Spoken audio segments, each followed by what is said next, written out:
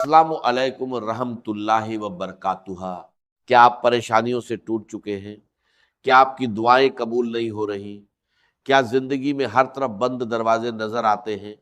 تو آج کی یہ ویڈیو آپ کے لیے ایک ایسی امید لے کر آئی ہے جو آپ کی پوری زندگی بدل سکتی ہے۔ دوستو، آج ہم اذکر رحمات پر آپ کے لیے ایک ایسا خاص وظیفہ لے کر آئے ہیں جسے اگر آپ سچے دل، خالص نیت اور اللہ پاک پر مکمل یقین کے ساتھ کریں گے تو انشاءاللہ آپ کی تمام پریشانیاں حل ہو جائیں گی۔ چاہے وہ بیماری ہو، شادی میں رکاوٹ ہو، اولاد کی کمی ہو یا قرض جیسا بھاری بوجھ، یہ عمل ہر مشکل میں آپ کے لیے رحمت کا ذریعہ بن سکتا ہے۔ اور سب سے خاص بات، یہ کوئی مشکل یا لمبا عمل نہیں ہے، بس ایک سادھارن سا پیاز، لیکن اثر اتنا گہرا کہ بڑے بڑے مسئلے حل ہو جائے۔ ہم آپ کو آگے کچھ ایسے لوگوں کے تجربات بھی بتائیں گے جنہوں نے اسی عمل کو کر کے اپنی زندگی میں حیرت انگیز تبدیلیاں دیکھیں۔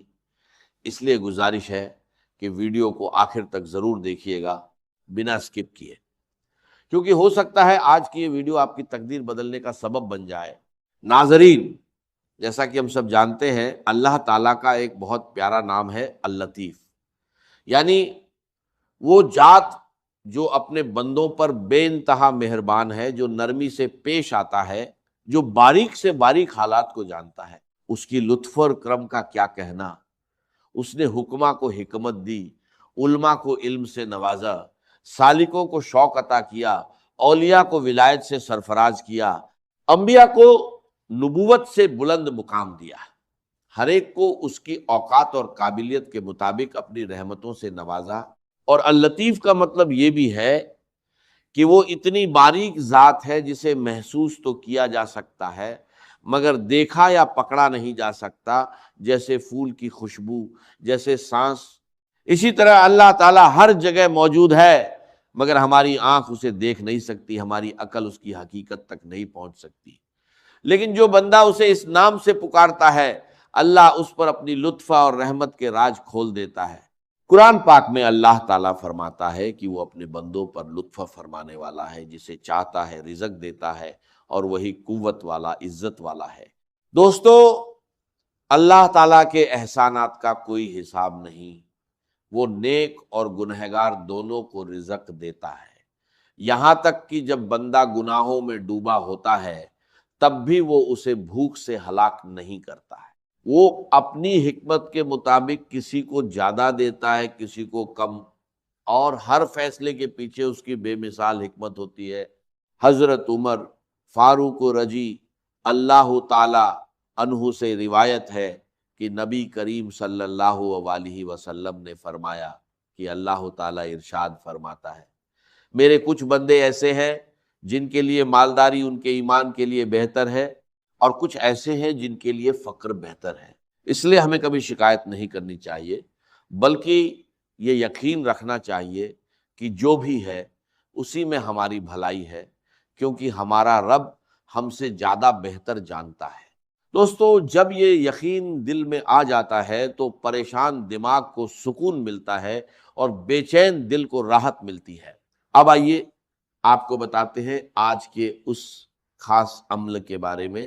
یہ عمل خاص طور پر اچھی شادی، نیک رشتہ اور ہر طرح کی پریشانی سے نجات کے لیے بے حد مجرب ہے۔ سب سے پہلے آپ وضو ہو جائیں، پھر ایک پیاز لے لیں۔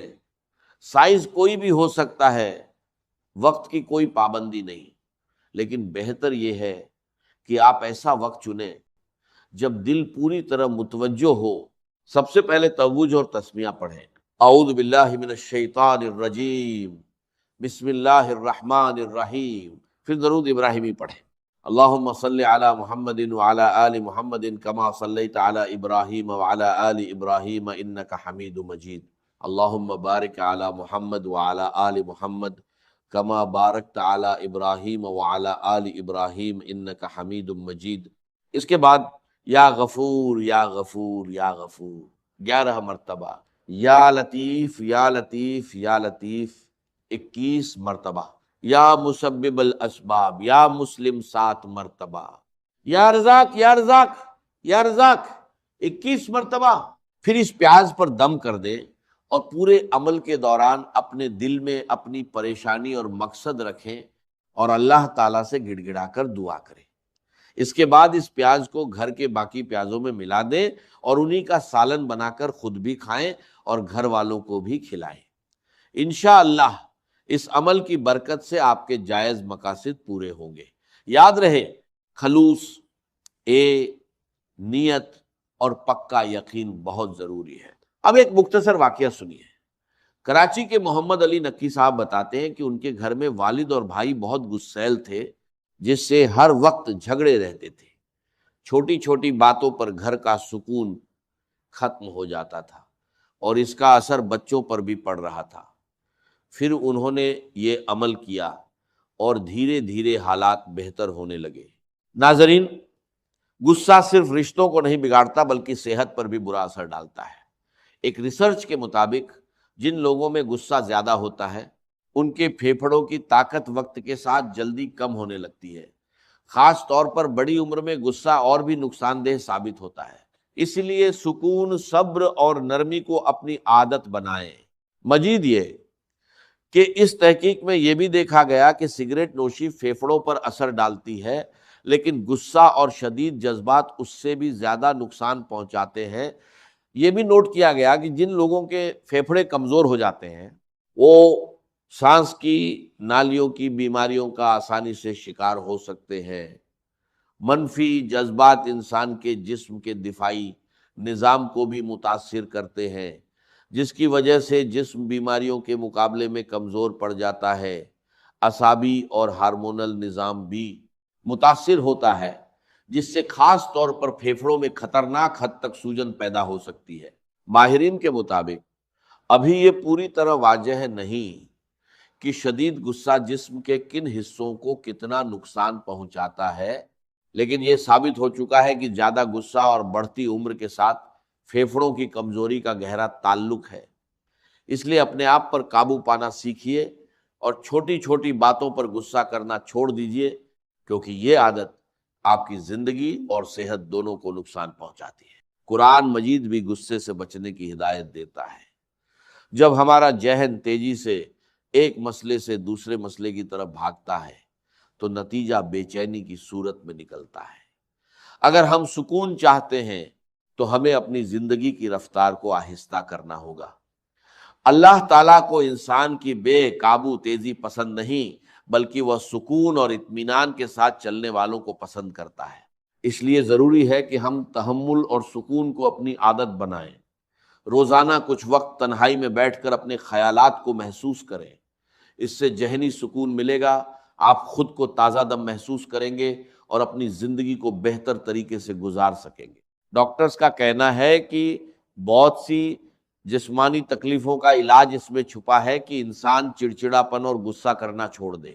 اس سلسلے میں کچھ تدابیر یہ ہیں: زمین پر زور سے پاؤں نہ ماریں، ہاتھ نہ ملیں، اونچی آواز میں بات نہ کریں اور کوئی کام جلد بازی میں نہ کریں، کیونکہ جذباتی ہونے کے ساتھ انسان کی جسمانی حرکت بھی تیز ہو جاتی ہے۔ بیٹھتے وقت سکون سے بیٹھیں اور نرم لہجے میں بات کریں۔ اپنے آپ پر قابو پانے کے لیے ضروری ہے کہ آپ ٹھنڈے دماغ سے سوچنے کی عادت ڈالیں، کیونکہ آپ کی سوچ اور جسمانی حرکت کا گہرا تعلق ہوتا ہے۔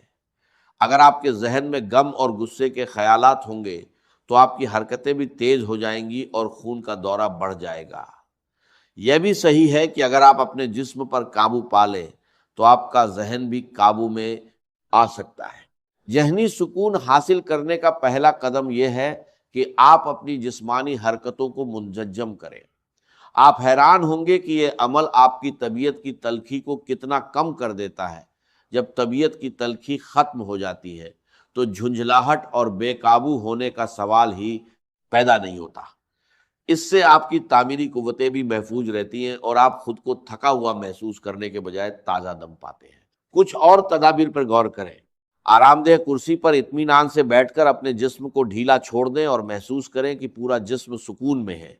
پھر اپنے ذہن میں ایک پرسکون جھیل کا تصور کریں اور کچھ منٹ تک خوبصورت منظروں کے بارے میں سوچیں۔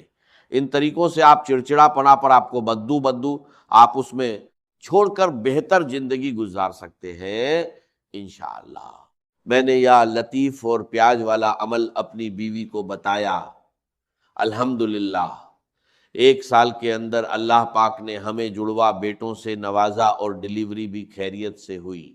ایک اور واقعہ میں میرے بھائی کی بیگم کی حالت ڈیلیوری کے وقت نازک تھی اور آپریشن کی نوبت آ گئی تھی، مگر اس عمل کی برکت سے اللہ نے کرم کیا اور بچہ بالکل سلامت پیدا ہوا، آج وہ تندرست ہے۔